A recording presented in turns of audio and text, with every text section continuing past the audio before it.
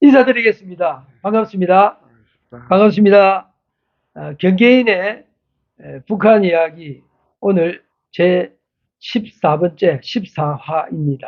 오늘은 김일성의 처세술부터 시작하겠습니다. 제가 글을 읽겠습니다. 김일성의 감성 처세술, 사람의 감성을 움직이다. 김일성은 감성 처세술의 달인이다. 원래 정치가나 영도자들은 기본적인 인간적인 덕목을 갖추어야 하지만 어떠한 정치적 목적을 달성하기 위하거나 또는 자기를 따르는 충성 추종자들을 모으기 위해서는 의도적으로 인간적인 리더십 면모를 보여줘야 한다. 김일성의 감성 처세술에 두 가지 일화가 있다. 김일성 발전산 대원들이 길림, 왕청현 어떤 농촌 부락을 지나가다가 너무 배가 고파서 대원 한 명이 어느 밭에서 무 하나를 몰래 뽑아 먹었다. 나중에 이 사실을 김일성이 알게 되자 김일성 그 대원을 호출해서 그 대원에게 이렇게 다그쳤다. 우리가 아무리 배가 고파도 이렇게 고생하며 목숨을 걸고 전투를 하는 이유는 다 인민들의 재산을 보호하고 인민들을 위해서 하는 것인데 그런 행동을 해도 되겠냐 하고 안길이라는 최측근과 함께 직접 다시 밭으로 돌아가 밭 주인을 찾아서 정중히 사과하고 뭇값을 배상했다고 한다. 그 밭 주인은 김일성의 그러한 인간적인 면모에 감동해서 그 사실을 주변의 주민들에게 널리 알렸다고 한다. 또 한 가지 일화는 김일성의 발진산 대원 중 아내 김정숙의 친구인 장철구라고 하는 여자 대원이 있었다. 장철구가 김일성 대원에 입단할 때 5, 6살 정도의 어린 딸 하나를 데리고 올 수밖에 없었는데 대원의 대부분이 어린 여자애가 있으면 전투에 지장이 되니 어린이를 지나가는 농가에 맡겨버리고 가자고 김일성에게 공개적으로 요구를 했다. 그의 대부분 대원들이 그 요구에 찬성하는 분위기였으며 웅성거리며 소란이 일어나자 김일성은 그 어린 여자아이를 불러서 자기 품에 안아서 팔 위로 들어 올리고 대원들에게 보이며 이렇게 이야기했다. 우리들 다음 세대의 주인공은 이런 어린 동지들이요. 우리는 이런 아이들의 행복한 세상을 만들기 위해서 목숨을 바치며 싸우고 있어. 그런데 이런 아이를 농가에 버리고 가면 우리가 하는 과업이 무슨 의미가 있겠소? 그 말을 들은 대원들의 웅성거림이 일시에 사라졌다. 그 어린 아이의 엄마인 장철구는 눈물을 흘리며 그 이후부터 김일성에게 목숨을 바치겠다는 충성 맹세를 하였다. 며칠이 지나서 장철구는 지나가는 농가에 스스로 자진해서 우는 어린 딸을 떼어놓고 빨치산 활동에 온몸을 던지며 충성하게 된다. 당시 이러한 여자 대원은 안영애와 황순이 등이 있었으며 나의 처가 집안 어른인 황순희는 김정숙의 절친한 친구로서 2019년 현재 99세로 빨치산 투쟁의 산정인으로 아직까지 북한에 생존하며 많은 존경을 받고 있다. 김일성은 사람의 마음을 움직여서 그 사람 스스로 결단하여 움직이게끔 하는 방법에 유능했다. 그러나 이러한 인간적인 감성을 터치하여서 자기 소기의 목적이 달성되면 그 다음 행보를 위하여 가차없는 희생양을 만들어 버리는 것도 김일성 치세술의 특기였다. 결국은 그 진심에서 그런 것보다도 하나의 정치적인 제스처라는 이야기네요. 양면성이 있는 양면성이 거예요. 있는 거예요. 원래 예. 김일성의 그 어린 시절을 이렇게 보면, 그 시절에는 아마 그 역사적으로 주변 지정학적인 어떤 예. 처해진 그 환경, 조건 때문에 당시에 아마 그런 사람들, 그러니까 대부분의 사람들이 그야말로 다 그 남 놓고 기억자도 모르는 예. 사람들이었고, 다 농촌 사람들이고, 또 그때 당시에는 그 뭐 한족들이 주로 살고 있는 곳이기는 하지만, 예. 그래도, 그 조선족들이 많이 살고 있었죠, 이 주변에. 그래서 이게, 김일성이가 이제 어린 시절서부터 이제 그러한 것들을 이제 보고 자랐고, 또 그런 힘든 상황에서 이제 네. 성장이 이렇게 성장해 오는 과정 속에서 이제 자연스럽게 그 어떤 인간애를 예. 가진 거죠, 이 사람이. 죄송합니다. 그, 그런 인간애를 좀 이렇게, 그 마음이 좀 여렸죠. 이 김일성의 본래 그 어린 시절의 그 행위를 보면은, 그러면서 이제 그때 당시는 누구나 너나 할 것 없이 다 어렵게 살던 시기였던 거 아니겠어요? 예. 시절이 역사적으로 일본에 의해서 침략을 당하고 또 지배를 받고 이러다 보니까 그런데 사실 우리가 중국에 대해서 잘 모르지 않습니까? 현재도 여기 한국에 계신 분들이 중국에 대해서 아마 옛날 그 중국 모습을 잘 이해를 못할 거예요. 그렇기 때문에 중국은 사실 전체적으로 일본군에 의해서 그 지배를 당하지 않는 곳이 없었어요. 다 돼 있어요. 중국 한족들 마을에도 있었고 다 있었죠. 이제 그런 가운데서 이제 저희가 성장을 해오는 과정 속에서 자연스럽게 이제 농촌 사람들하고 많은 관계를 갖고 그런 가운데서 이제 주로 활동했던 지역이 무송지역이거든요. 김일성은 활동 지역이 무송면이었고 무송에서부터 시작해서 이제 장백산 밑으로 그게 이제 현대의 백산인데 그 밑으로 해가지고 연변주 내에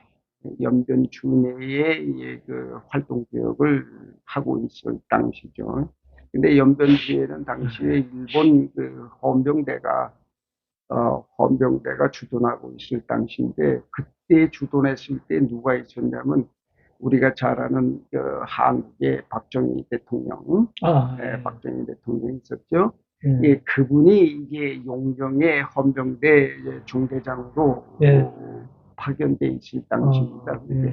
근데 이제 그 박정희가 일본군이죠. 그렇죠. 일본군 장교로 주둔을 왔었는데 이때 그 박정희의 역할은 뭐냐면은 조선족이잖아요.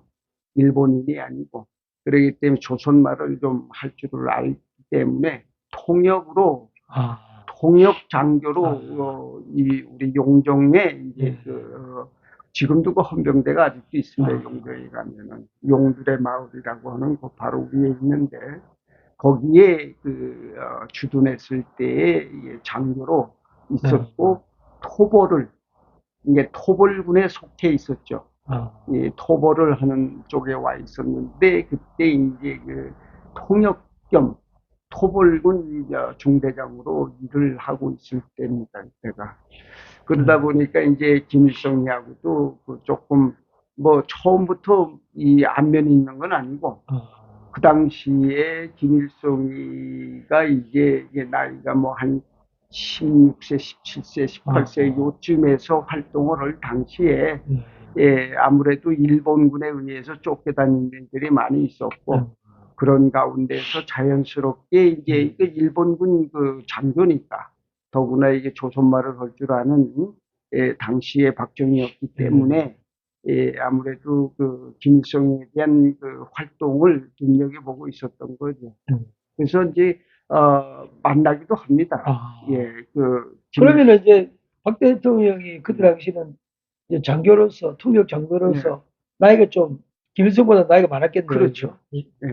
그래서 훗날에 이제 빨치산 활동을 하는 과정에서 토벌군에 의해 갖고 도망 다니고 이럴 때에 이제 김일성이가 박정희 당시에 토벌군 중대장을 이제 암암리에 만납니다. 그래서 박정희가 도와줍니다. 이걸 얼마든지 체포할 수 있었고 이 토벌군이 이끌고 있을 당시니까 그러니까 그때 당시에는 이 사람들을 뭐라고 했냐면 마적이라고 했거든. 마적. 예. 그러니까 중공군에 아니, 포함된 그 전이네요. 예. 예. 중공군에 속해 중공군에 있는 들어가기 전 이야기네요. 그건 아니고, 예. 사실 중공군에 들어간 적이 별로 없어요. 거의 역사가 없습니다. 소련 쪽에 붙었던 것이지, 소련 쪽에. 중국 쪽, 중공하고는 아무 그런 특별한 관계는 없었어요. 예, 그러다가 이제, 박정희의 한 번의 도움으로 인해 가지고 부사일생으로 한번 살아나는 김일성의 역사가 있습니다. 그러시군요. 예, 그리고 나서 이제 그럼 굉장히 역사가 깊네요. 그렇죠. 예. 이제 그런 가운데 그러면 토벌이라는 게 그 토벌의 대상이 누구였나요? 전부 이제 빨치산 운동을 하는, 다시 말하면 이제 어떻게 보면은 이 중공의 빨치산 운동하는 공산당들이지 전부 다. 그러면 그 사이에 예. 그때는 이제 김일성은 그런 빨치산 운동했던 사람 아니고 예, 마적으로서 마적으로서 그냥 좀, 이쪽 사이드 쪽에 있었던 사람들인데, 그렇군요. 왜냐하면 이것까지도 전부 이 토벌 대상이 되다 보니까 다 그 일본군만 오면은 도망 다니기 바쁘고 숨기 바빴던 원래 주목적은 중공군 이제 빨치산 토벌인데 그게 마적까지도 껴있었단 그렇죠. 말이죠. 예. 근데 마적은 이제 그래도 같은 조선족이니까 봐줬다 이야기네. 좀 아무래도 봐줬다기보다는 붙잡히면 어쨌든 일본군에 의해서 처단이 돼야 되는 그런 대상이고, 왜냐하면 그때는 마적대, 공비대 뭐 이랬거든 전부 다. 그래서 그때는 그 중국의 중공군, 그러니까 중국 한족들 그 환경 조건 자체는 전부 그 시절에는 다 마적이었어요. 다 그 사람들도 마적이고 김일성도 마적이고 다 마적이었죠. 예, 그래서 이제 이런 그 마적 생활을 하면서 전부 뭐 집도들도 없이 떠돌아 다녀야 되는 그런 입장이다 보니까 뭐 여기저기에서 사람들을 좀 만나면 아무래도 김일성의 인품으로 봐선, 제가 볼 때는 김일성의 인품으로 봐서는 참 뭐라 그럴까, 좀 감성이 있었던 사람이에요, 이 사람이. 예? 그래서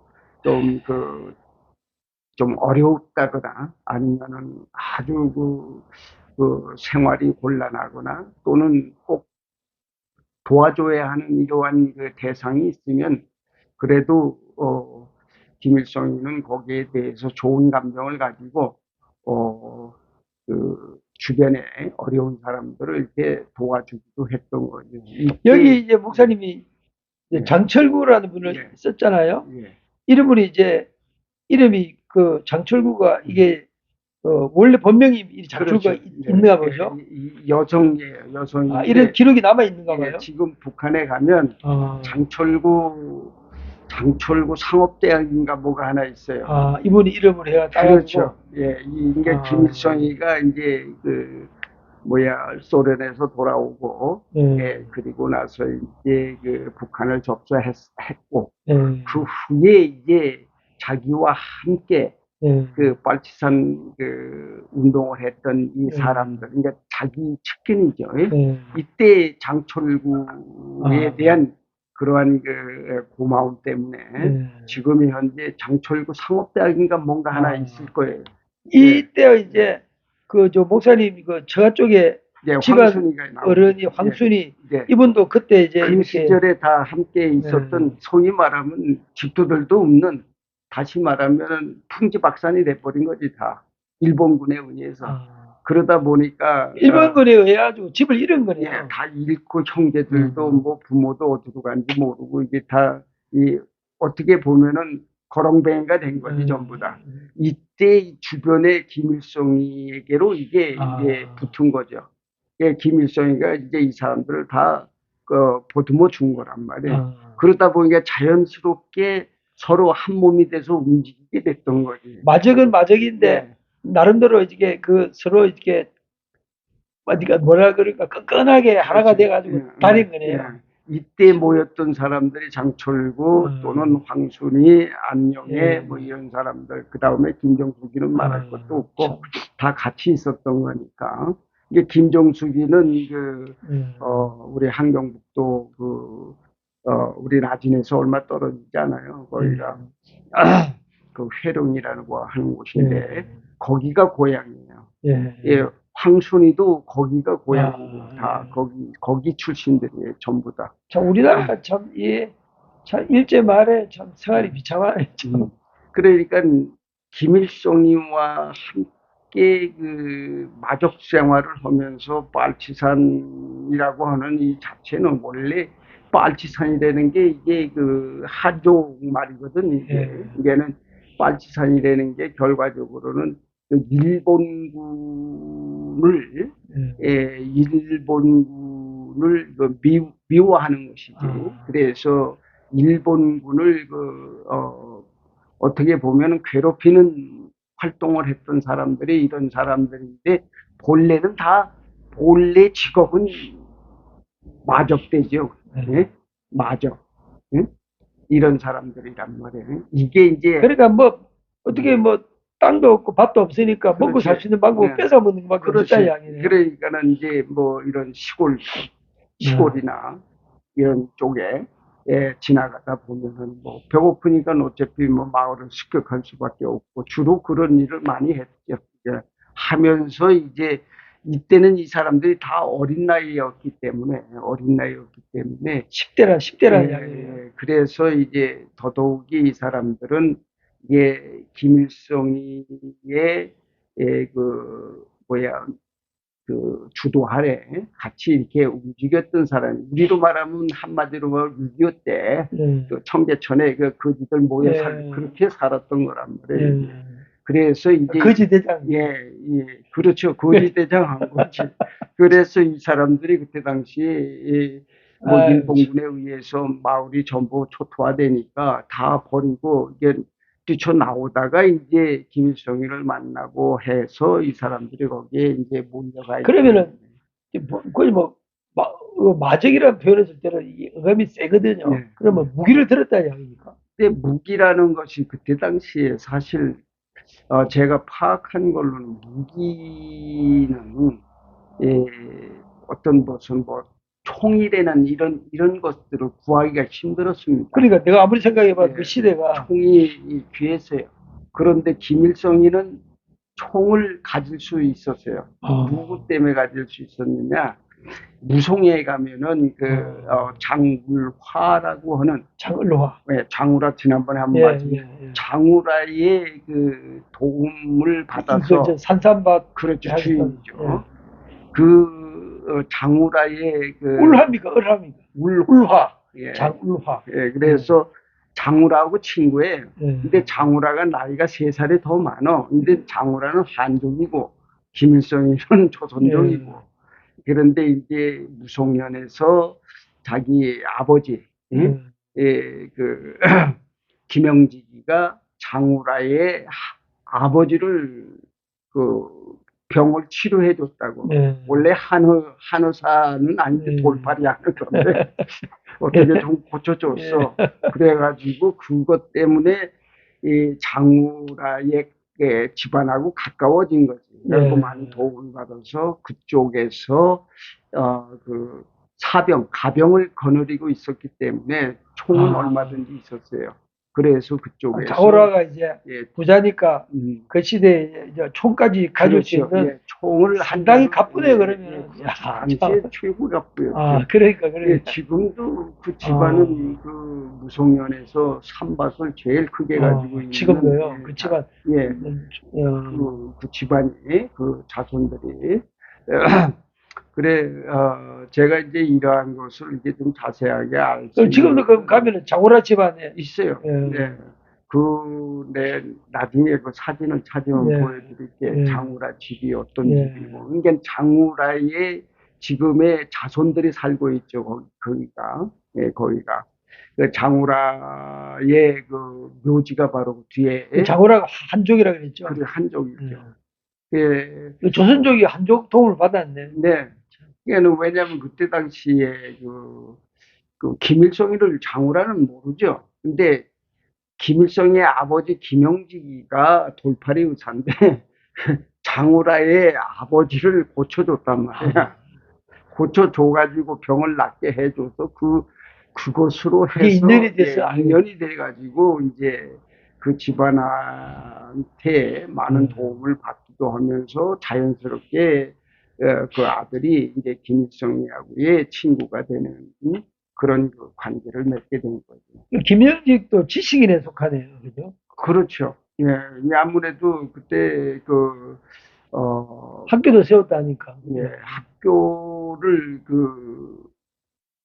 아마 그 북쪽에 있었던 사람들은 대부분이 그래도 웬만하면은 다 공부를 한 걸로 저는 그렇게 제가 파악을 했거든요. 북쪽에 있었던 사람들이. 그래서 아마 그 지식인 김영민도 집안에서 예, 그렇게 찌질하게 가난하게 됐으니 얼마나 많은 온갖 생각을 다 했겠네. 그렇죠. 네, 예, 그리고 이제 김일성에는 이제 그런 어린 시절을 보내면서 이런 사람들하고 같이 어울리다 보니까 자연스럽게 춥고 배고픈 사람들을 보듬을 수밖에 없는 그런 성향을 갖게 된 거예요. 그러면서 그것이 이제 어떻게 보면은 이제 기반이 된 거지. 아, 그 훗날에 김일성이가 이제 평양 입성해서 어떤 그런 그 연설을 하고 할 때서부터의 이제 주변에 이제 따랐던 사람들이 이 김일성에 대한 어떻게 보면은 인격을 우상화해주는 그런 역할을 해주는 거예요. 참, 김일성 장군은 그야말로 우리 그 민족에게는 가장 훌륭한 사람이다. 이게 자연스럽게 그게 어떻게 보면은 소문이 나버린 거지. 응? 그래서 김일성 장군이라는 그러한 이제 명칭이 거기서 붙게 된 거예요. 예. 제가 이제 다음 지도를 나가겠습니다. 김정은은 백두혈통의 적통인가 이런 의문을 달았습니다. 김씨 가문 원조는 평양 만경대 가문이다. 김일성은 아버지 김형직과 어머니 강반석 사이에서 평양 만경대에서 태어났다. 아직도 평양 만경대에는 김일성 생가가 성스러운 성지로 보존되고 있으며 그래서 원래 김일성 가문을 평양 만경대 가문이라고 한다. 김일성의 본처는 김정숙이며 부처는 김성애다. 김정일은 아버지 본처인 김정숙의 장남으로 태어나 김일성의 적통은 김정일이다. 어머니의 정, 발정자와 아버지의 일, 날일자 합쳐서 김정일이라는 이름을 지었다고 한다. 김정일은 김일성과 김정숙의 소련 하바로프스크에서 생활할 시에 그곳에서 태어났다는 사실적 정황이 있으나 북한에서는 백두산 삼지연에서 태어났다고 선전하고 있다. 그것은 위대한 김정일 장군의 아버지 어머니가 일본군을 피하려고 당국 소련 땅으로 도망가서 다양 피신 땅에서 김정일을 낳았다고 하는 것보다는 민족의 정기가 서린 백두산 속에서 태어났다는 것이 훨씬 상징성과 선전성이 높았기 때문이었다. 김정일은 4명의 아내가 있었다. 첫 번째 본처가 성혜림이었고 두 번째가 김영숙, 세 번째가 고용희, 네 번째가 김옥이었다. 본처 성혜림에서 태어난 직계가 김정남이었고 김정남의 직계는 김한솔이다. 두 번째 부인 김영숙에서 태어난 직계는 김설송과 김춘송이며 두 명 모두 딸이다. 세 번째 부인 고영희에서 태어난 직계가 김정철, 김정은, 김여정이다. 네 번째 부인에서 태어난 직계는 없다. 그러므로 굳이 백두혈통의 적통이라고 칭하자면 김정일의 적통은 본처의 직계인 김정남이며 그의 아들 김한솔이다. 그래서 김일성이 살아있을 때 김일성의 무릎 자리는 늘 적통 손자인 김정남이 차지했다. 김정은은 할아버지의 무릎에 앉기조차 힘들었다. 그도 그럴 것이 김정은의 친모 고영희는 당시 북한에서 천대시 받던 일본 제1교포 출신이었기 때문에 출신을 중요시하는 김일성이가 그리 탐탁지 않게 생각했기 때문이다. 특히 고영의 아버지 고경택은 일본 육군성의 비밀 문서에 의하면 친일 바로 확인되었기 때문에 항일 투쟁을 했다는 김일성 일가의 정서에 어긋났다. 그래서 현재까지도 북한에서는 김정은의 친모인 고영희에 대한 이야기는 거의 없다.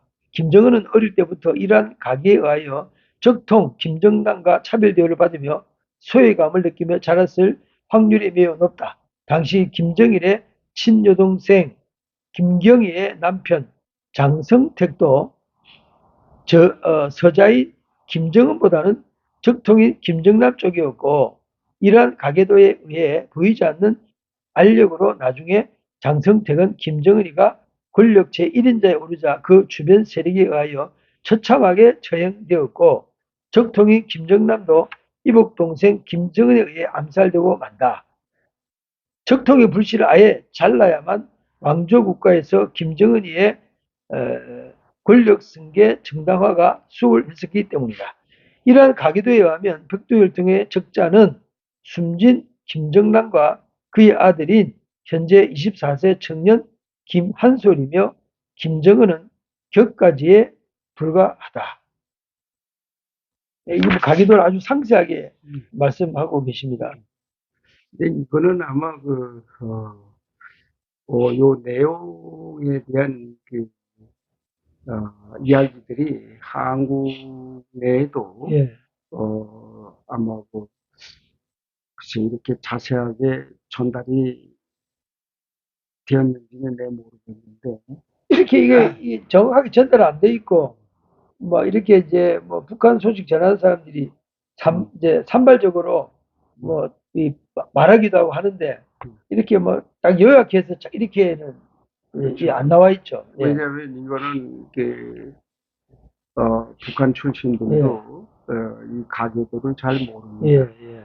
또 안다는 자체가 좀 이상한 거예요. 북한 안에서는. 왜냐하면 이거는 최고 존엄 예. 가계도이기 때문에 이게 일반적으로 북한 사회에 예. 알려질 수가 없고 예. 알려줘서도 안 되거든요. 예. 이게.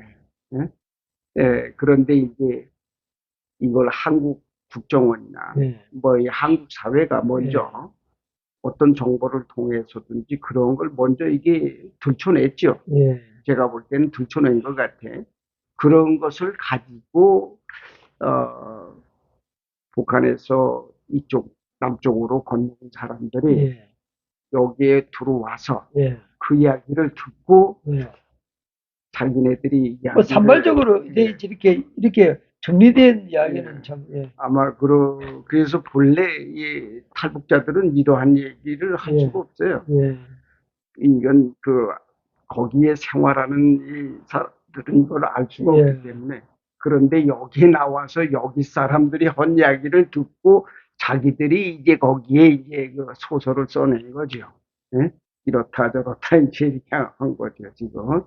그래서 어떻게 보면은 김정은이가 세 번째 부인 고영희 쪽에서 탈북자들이 북한에 대한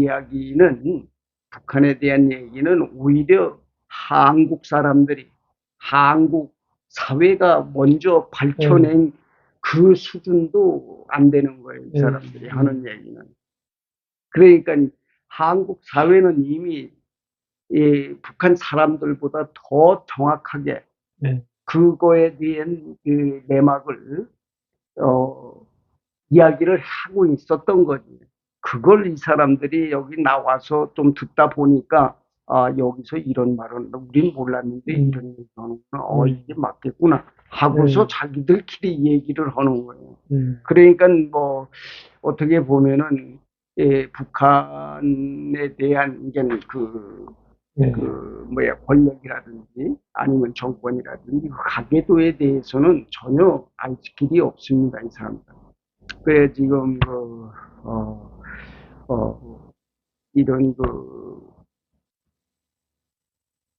지금 자세하게 나온 건 이거 짤막하게 나온 거지만 요게 아주 근본 핵심이죠, 지금. 이것을 조금 알면은, 이런 구도였다라는 걸 알게 되고, 그래서 김정은이에 대한 이런 얘기들은 사실은, 좀 어떻게 보면은, 이 김정은이는 서자잖아요. 정통이 아니란 말이에요. 정통은 김정남이지. 그렇기 때문에 좀 어떻게 보면은 그 김정은이가 이러한 그런 그 권력을 물론 이제 자기 아버지 김정일에 의해서 진행되는 바람에 이제 그러니까 김일성, 김정일까지 문제가 없는데 김정일부터 복잡해진다니. 복잡해진 거예요. 이렇게 지다 보니까는 이제 김정은 입장에서는 나이가 상당히 그때 제가 북한에 있을 때 그때 이 친구가 2012년도인가?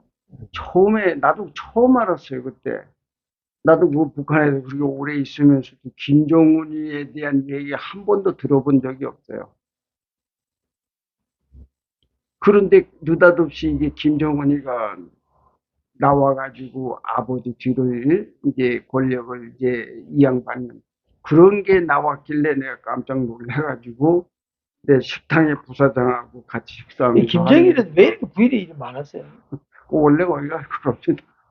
원래 거기가 그렇고 그러기 때문에 김일성도 역시 마찬가지예요. 김일성도 사실 그 부인이 여럿 있었지만은 그러나 이제 김일성에게서는 좀 이렇다 하는 그런 어떤 잡음은 없었지. 근데 김정일 때 이게 문제가 상당히 많았던 거죠. 그래서 자식들이 많이 있죠.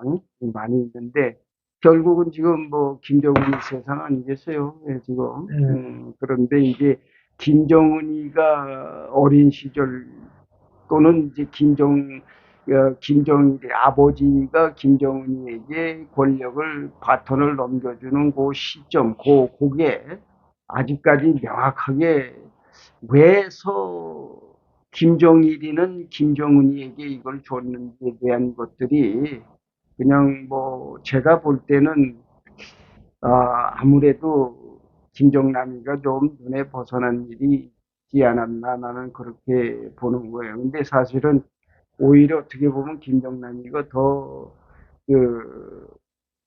사람 됨됨이가 더 낫죠. 왜냐하면 김정은이는 김정남이하고 또 나이가 차이가 많아요. 그렇기 때문에 예, 북한 입장에서는 아무래도 이제 김정일이는 그래도 김정남이보다는 예, 그 뭐야 후처에게서 나는 얘한테 이거를 주는 것이 좋겠다고 아마 판단했던 것 같아. 이게 그 판단은 무슨 정략적으로 한 게 아니고 아무래도 이제 가족 간의 어떤 그런 것을 놓고 봤을 때 이 아이에게 주는 게 낫겠다 이렇게 아마 했던 거예요. 그러자마자 이제 그게 나오고 나서 김정일이 죽고 난 뒤에 제가 거기에 대해서 이제 김정은에 대한 욕을 했다 해가지고 제가 결국 좀 큰 고초를 겪은 그런 그 사건이 있었지 않습니까? 이렇게 지금 김정은이가 어떻게 보면은 아주 사악한 거죠. 아주 정확한 거지, 지금. 정확한 거예요. 그러나 이제, 만약에 김정은이가 그래도 어쨌든 바톤을 이어받고 나서 지금까지 몇 해 지나고 보니까 그래도, 북한을 단단하게 잘, 추스러가는 그러한 그 역할은 얘가 지금 잘하고 있다, 이렇게 지금 보여지는 거죠. 이제 김정남이 가지고는 조금 어려울 수 있었겠지만은 그래도 뭐 김정일이 입장에서야 자기 뒤가 일단은 튼튼해야 되기 때문에 그쪽으로 방향을 틀은 것 같다. 이게 뭐 특별한 의미가 있어서 걔를 지적한 건 아니고. 김정은이 뭐 건강 이성설 이런 거 많이 돌아다니는데 그게 김정은이가 건강은 뭐 근데 거기 그런 것은 그냥 풍문이. 우리가 생각을 할 때, 뭐 건강에 대한 이야기들을 이렇게 할 수 있는데 절대 우리가 이걸 알아야 돼요. 북한에서의 최고 지도자와 관련되어 있는 모든 거는 일체 비밀이다. 다 비밀로 돼 있기 때문에 다 그 소문에 불과한 거죠. 전부. 막 끝으로 나온 걸 가지고 누가 뭐 이런 말 했다 저런 말 했다 이건 다 들을 필요가 없는 그 뜬구름 잡는 소리예요. 알겠습니다. 그 비밀 장막에 갇혀 있는 북한 독재 세습 정권 유지 비결입니다. 혁명 생활의 일상화. 중국 마오쩌둥의 문화 대혁명이 있다면 북한은 김정일의 3대 혁명 붉은기 정치운동이 있었다. 사상, 기술, 문화혁명이라 불리는 3대 혁명 중에 사상혁명은 김일성 주체 사상을 이어받아 더욱 고양시키며 기술혁명은 개인과 기업의 전반적인 기술 개발을 계획 경제 체계 하에 국가를 위해 더욱 박차를 가하고 문화혁명은 생산 문화와 생활 문화로 나누어져서 더 나은 농장, 기업소 생활 환경의 개선으로 생산력을 최고로 높이며 주거와 생활 환경의 개선으로 인민들에게 행복하고 쾌적한 생활을 할 수 있도록 만들자라는 혁명이었다. 이러한 혁명을 달성하기 위하여 선봉대, 돌격대 등의 소조원을 결성하여서 전국의 농장, 기업소에 배치하여서 혁명화를 교하였지만 결국 모든 수혜는 북한 독재 정권으로 돌아가며 김일성 일가의 정권 유지 차원의 뻔한 레퍼토리에 불과했다. 북한은 수많은 내부적 난관과 국제사회에서의 외부적 난관에 고립되면서도 무너지지 않았다. 이러한 북한은 세계 유일한 세습 정권 유지를 위하여 많은 방법들이 동원되어 왔는데 기본적으로는 무상 배급제도라는 당근과 총칼로 억압하는 채찍을 병행해 왔다. 북한은 그에 앞서 인문학적이고 철학적인 접근 방식 요소로서 나름대로 5가지의 특수한 방식을 사용하여 인민들을 통솔해 왔다. 첫 번째는 인간의 감성을 자극하는 것. 두 번째는 2가지의 규약 통치. 세 번째는 상호 감시 체계 시스템. 네 번째는 통치 용어의 선택. 5번째는 성역화 자극이었다. 이거 뭐 목사님 아주 그냥 그 북한에 사시면서 아주 분석적인 그런 제가 이제 아무래도 정치대학에서 예. 제가 2년간을 예.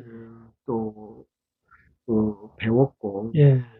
또 실제 북한에 가면 이게 처음부터 사상기술 문화혁명 3대 혁명은 오늘날까지 계속 이어져 가고 있어요. 그러기 때문에 아무래도 이것을 제가 이렇게 구체적으로 제가 그 터득한 거, 제가 체험하고 경험하고 제가 배운 것을 토대로 해갖고 이렇게 한 게 어떻게 보면은 이 짤막한 글이지만은 굉장히 집약돼 있는 거죠. 그러니까 굉장히 통찰력을 가지고 사회를 이렇게 분석을 하셨습니다. 제가 이제 이것을 생각했던 거는 뭐 저게 하루아침에 거기를 뭐 알아보고 한 게 아니고 저도 시행착오를 많이 겪으면서 실제로 이 사람들의 그 생활 모습 또는 체제가 유지되어 가는 과정들을 전부 보니까 상당히 과학적입니다, 이 사람들이. 그 다음에 이게 중국식이 아니라는데 이게 우리가 주목하고 봐야 돼요. 무조건 북한은 중국하고의 관계가 있다고 자꾸 생각하는데 절대 그렇지 않습니다. 중국의 것을 거의 가져온 것은 거의 없어요. 다 이게 당시에 이제 김일성이가 그 러시아에 있으면서 러시아식의 어떤 그런 그 체제에 대한 그런 방법론을 거기서 배운 거예요. 그래서 그것을 다시 가져와서 그 북한에 북한식에 맞도록 이것을 다시 어떻게 보면 새롭게 예. 가미한 거죠, 이거를. 그래서 이제 김정일이가 예. 국가 통치 그 기술이 있었다는 거네요. 국가 통치에 대한 그 나름대로의 그 정치력이 있었다는 거예요. 이제 그거는 아버지 김일성이가 그것을 토대로 이제 만들어 놓고 그것을 이제 김정일이 역시 머리가 비상한 사람이기 때문에 그것을 어떻게든지 이게 소련 거나 중국 걸로 이게 되면 안 되는 거니까. 그 통치 영역이 생활 속까지 뿌리를 그렇죠. 내렸다는 거잖아요. 그러잖아요. 아주 독특하게 독창적으로 이거 북한식으로 이게 만든 거예요. 이게 만든 게 사상, 기술 또는 문화.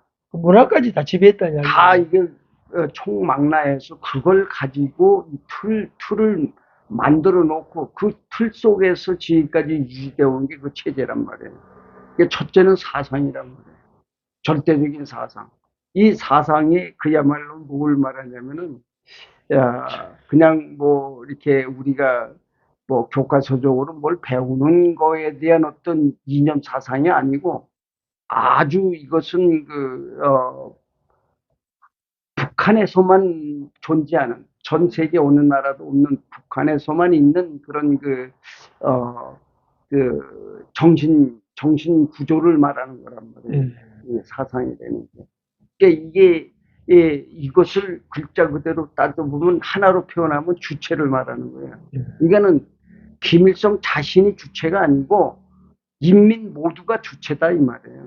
이걸 우리가 혼돈하면 안 되는 거예요. 뭐 주체 하니까는 자꾸 김일성을 우상화한다, 뭐 주체 한 사람을 한다 이렇게 하는데 그 말이 아니고 그 말보다는 모든 사람들에게 그냥 개인적인 자기 개발을 위한 모든 문제는 자기가 결정하고 나온다 하는 거란 말이에요. 김일성이가 내가 주체인 것처럼 너도 각자가 주체다. 그러니까는 개인이 자기가 이 세계를 만들어 간다 해가지고 주체를 만들어 놓은 것이다 이 말이에요. 그러니까 사람들이 그걸 가지고 어떤 그런 이론을 배울 때 굉장히 이게 멋있는 말 아니냐 이게. 예? 내가 모든 것을 주도해가고 내가 모든 것을 만들어가고 내가 모든 것을 이끌어간다. 이렇게 가르쳤단 말이에요. 이걸. 그래서 그걸 기반으로 해서 기술도 있고 문화도 있다 하는 거죠. 그래서 지금 이 3대 혁명이 이게 지금까지도 그대로 가고 있는 거예요. 그러니까 이것을 깨트려 버리기에는 상당히 다른 대안이 없는 거예요. 그러니까 김정은도 이 틀거리에서는 그냥 가는 거란 말이에요. 예? 그래서 우리가 이 북한을 그냥 북한은 뭐 쟤네들은 다 저래 이렇게만 그냥 뭉뚱그려 가지고 말을 하거나 이해해 주려고 하거나 그걸 그냥 북한은 이래 이런 식으로 가면 안 된다. 그러면 아무것도 북한에 대해서 어떤 그런 이 어떤 싸움에 대해서 지게 되는 거예요. 이게 우리는 지금 그게 약해요. 네가 생각하고 네가 결정하고 네가 책임져라. 이거는 그래서 여기 이 한국은 이게 약한 거거든. 이게. 그러다 보니까는 서로가 말은 많아도 이게 어떤 구심점이 없는 거란 말이에요. 이것이 이제 북한과 대한민국 남한과의 어떤 사상적인 것이 다르다 하는 거란 말이에요. 이거 때문에 지금까지 북한이라는 저 세계가 어느 것에도 흔들리지 않고 하나로 그냥 가고 있는 거죠. 그러니까 저기는 오로지 자존심밖에는 없는 거예요. 그러니까.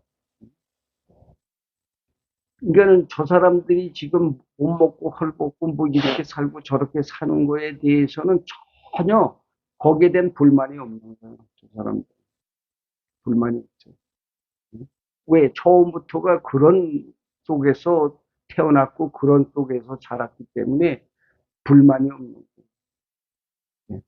그런데 이제 거기에서 이제 좀 어떻게 보면은 뭐 생활상에 먹는 게 좀 부족하고 뭐 하다 보니까 이것이 조금 어떻게 보면은 불편할 수 있는데 전혀 불편함이 없단 말이에요, 그 사람들은. 전혀 불편함이 없어요.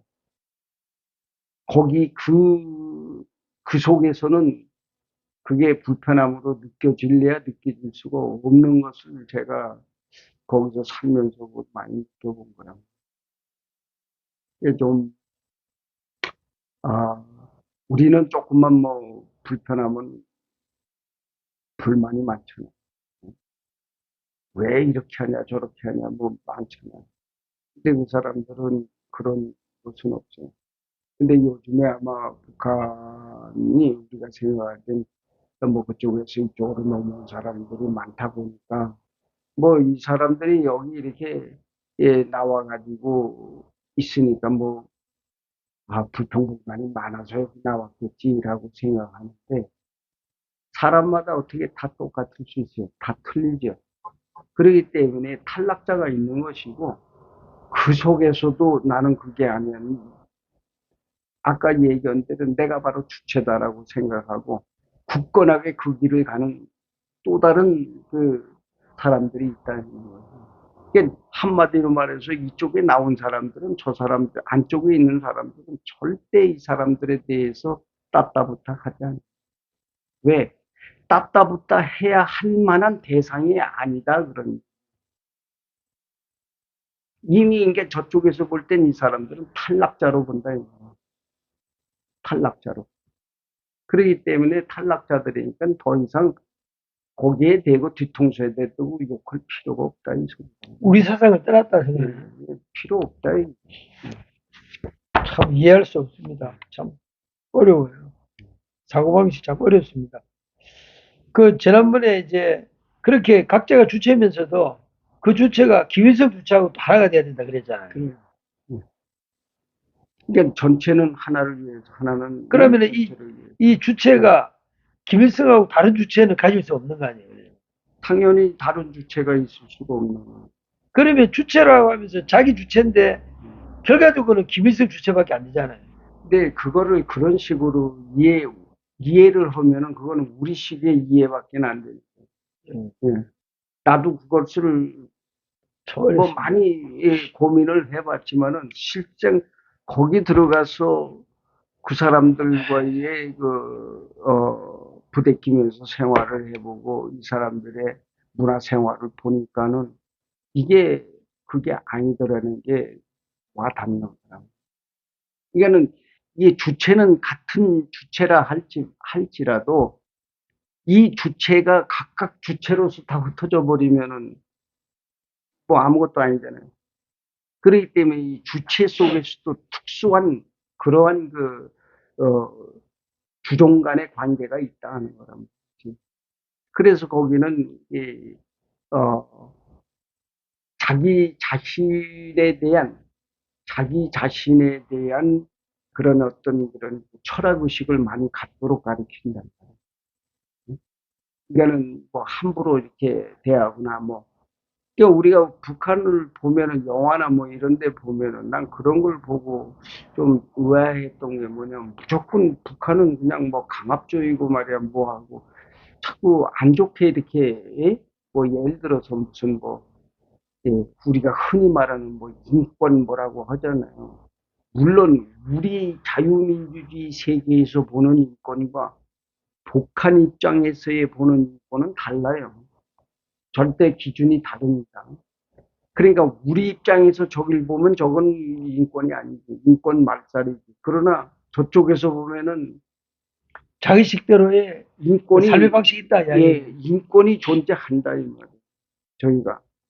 그런데 우리는 그냥 그런 건 생각하지 아니고 우리가 바라본 인권에 대한 그 당위성만 보고 그냥 저쪽을 우리와는 다른 그 아주 나쁘게 생각을 그러니까 북한에 안 살아보면 잘 모르겠습니다. 전혀 모르는 이게 거예요. 참 어려운 이야기입니다. 그리고 이제 사상은 그 주체고, 그다음에 기술은요. 기술이라는 게 이게 사실 어떻게 보면 이 한국도 뭐라 그럴까요? 이게 전쟁이 끝나고 난 이후에 초토화됐잖아요. 여기도. 예.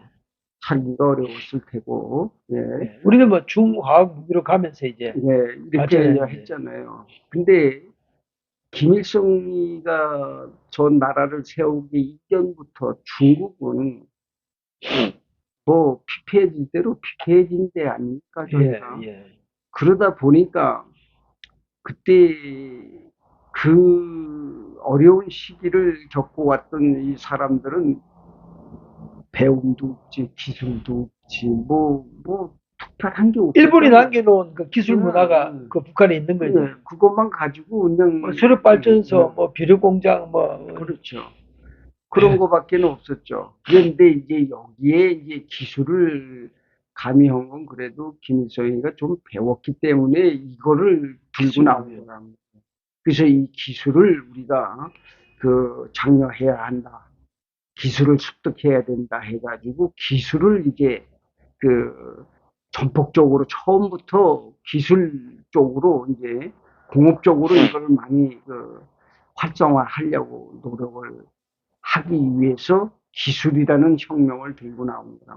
그러니까 그때는 전부 뭐라 그럴까, 호미자루나 쇠사랑이나 뭐 이런 거밖에 더 있었어요. 이게 그건 기술로 볼 수가 없거든. 그런데 이제 마침 그래도 북한 쪽은 거의 일본 사람들이 북한을 주둔하면서 거기에 깔아놓은 인프라가 그대로 남아 있었기 때문에 그래도 이 기술혁명을 일으켜낼 수 있었다는 거랍니다. 그래서 그쪽에는 지금은 이제 거의 그냥 전부 닳고 닳았을 거예요. 공장이고 뭐고 가보면은 형편없더라고. 지금도 나진에 가보면은 러시아에서 들어왔던 원유 공장이 있습니다. 그게 언제 때 세운 건데 아직도 그걸 버리지 못하고 그냥 깡치가 그냥 바닥에 늘어져 붙어 있는 거 이젠 다 긁어먹어서 없을 거예요, 이제 거기에. 응? 그래 이렇게 지금 북한은 기술에 대한 것들에 대해서는 그야말로 많은 실력 형상들을 해왔는데 아직도 이제 일본 거는 더 이상 베껴 먹을 수 없어. 철로도 다 일본 거야. 응? 철로도 다 일본 거. 기차도 다 일본 애들이 들여다 놓고 안 가지나가고 이런 거. 그런데 다행히도 하나의 좀 좋은 건 김정은 때에 이 과학기술 혁명이 급속도로 발전합니다. 여기에서. 그래서 이 IT에 상당한 그런 혁명을 이뤄낸 거예요. 이 북한 쪽에 이 전자기술이라든지 이 컴퓨터 기술이라든지 이런 것들이 정말 상상을 초월할 만큼 발전되어 있어요. 지금은. 그래서 이제 북한에도 이 고급 인력들이 많습니다. 지금 주로 배우는 게 다 그런 것들을 배우니까. 그래서 이제 부족한 건 다른 나라 가서 또 배우기도 하고 또 들어와서 그걸 가지고 다시 쪼개가지고 또 배우기도 하고. 그래서 이 북한이 핵을 만들어낸 그러한 기술력까지 다 갖게 된다는 거죠.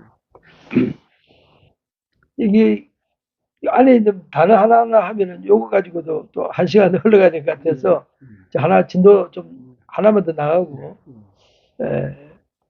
이게 처음에 이제 사상 기술 문화혁명, 그 문화혁명 중에서 이제 인간의 감성을 자극하는 이야기 하셨거든요.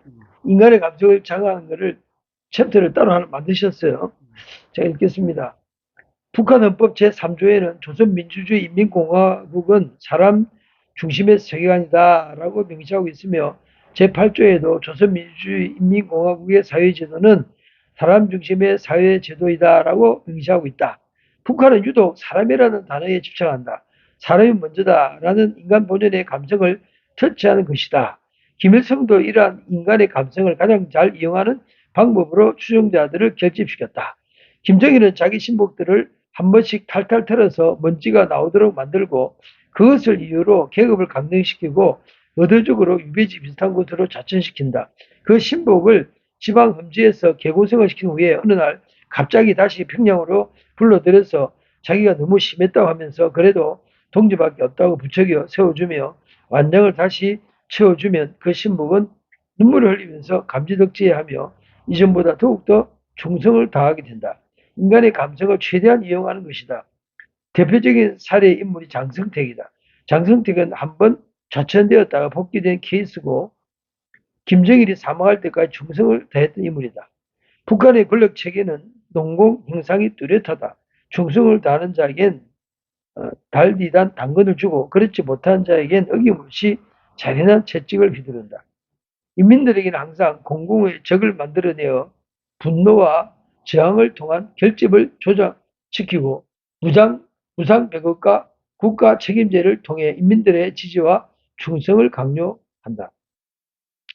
인간의 연약한 감성 속에 숨어있는 우리끼리만이라는 배타적 민족성 고치와 그 외에 내정을 간섭하는 여부 세력들에 대한 분노와 적대감으로 국가에 대한 의타심을 비양시키고 국가에만 의지하게끔 세뇌화를 진행한다.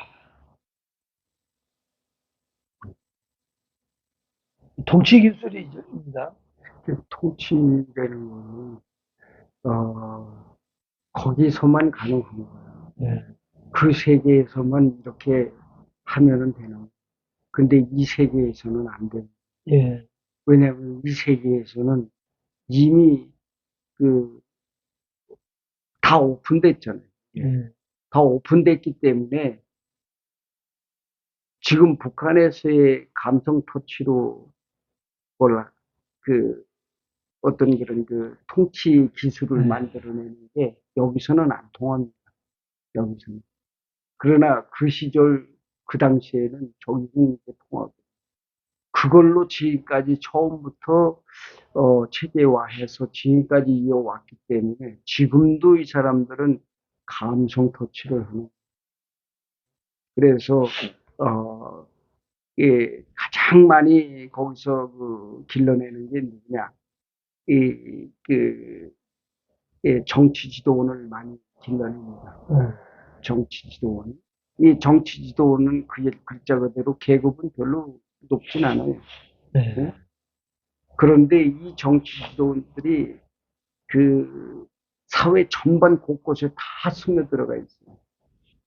그래서 그 사람이 속해 있는 곳에서는 이 정치 지도원들이 감성을 터치하는 거예요. 국가를 위하고 또는 수령을 위하고 또는 동무들 또는 동지들을 위하고 이런 것들 국가와 나라를 위해서 어떻게 해야 한다라는 그런 것들 희생적으로 모범을 보여주는 일을 통해서 교육을 시키는 사람들이 정치 지도원들이에요. 그래서 이 정치 지도원이 되려면은 엄청난 사상 교육을 받아야 돼요. 그래서 이 정치 지도는 위로부터 아래에 이르기까지 다 스며들어가 있습니다. 그래서 그 사람들이 일주일에 한 번 이런 어떤 학습을 통해서 정치 지도원들이 나와서 교육을 하게 됐어요. 그래서 그게 처음서부터 지금까지 앞으로도 그게 계속 이어져 가는 북한은 이 감성에 의해서 사람들이 저렇게 마음이 어떤 그런 이 자기네 세계 안에서는 좀 자기들만을 위한 어떤 그런 감성에 휘둘릴 수밖에 없도록 만들어 갑니다. 감성이라는 게 여기 보면은 적과 악을 계속 구분하는 감성이 있네요. 그렇죠. 이게 지금. 적에게 대해서는 아주 매몰차게 대하게 돼 있는 거예요. 그러나 자기들끼리만은 그런 어떤 그런 그러면 태어나서 막 평생 적과 아군이라는 그 양쪽에서 그 감성을 키워나간다는 이야기네요. 국가를 하면은 우리고, 우리 편이고, 국가 아니면 반국가면은 적이고, 적과 아군을 계속. 그렇죠. 그래서 그 사람들은 늘상 뭘 하면은 공개 재판을 하거나 어떤 공개 석상에서의 어떤 군중 집회를 많이 하는 이유가 바로 그거예요. 이거는 반대되면은 이 공동체에서는 존재할 수 없는 그러한 그러니까 국가 중심의 이제 정서를 이제 키운 거예요. 국가 중심으로.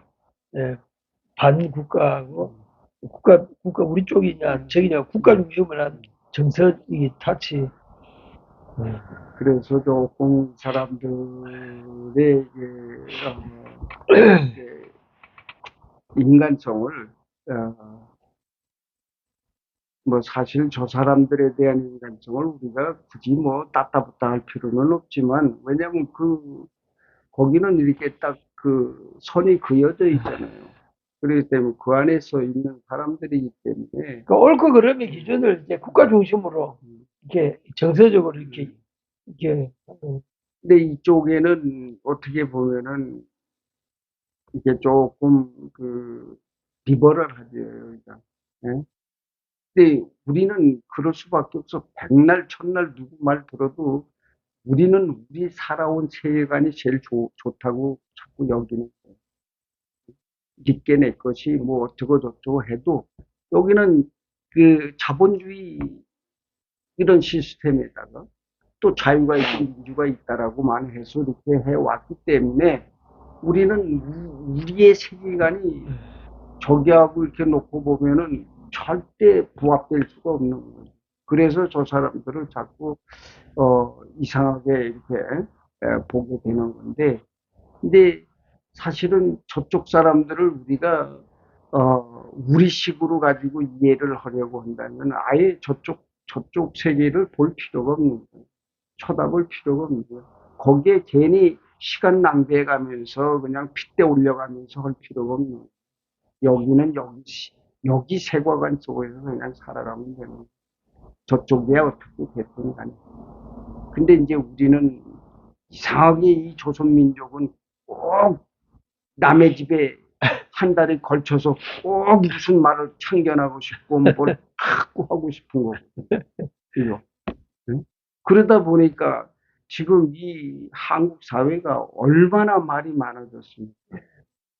그렇기 때문에 여기 어떻게 보면은 땅도 좁은 데다가 사람도 많잖아요. 그것뿐만 아니고 참견하기를 좋아한단 말이에요, 여기 사람들. 참견하기를 좋아하는. 응?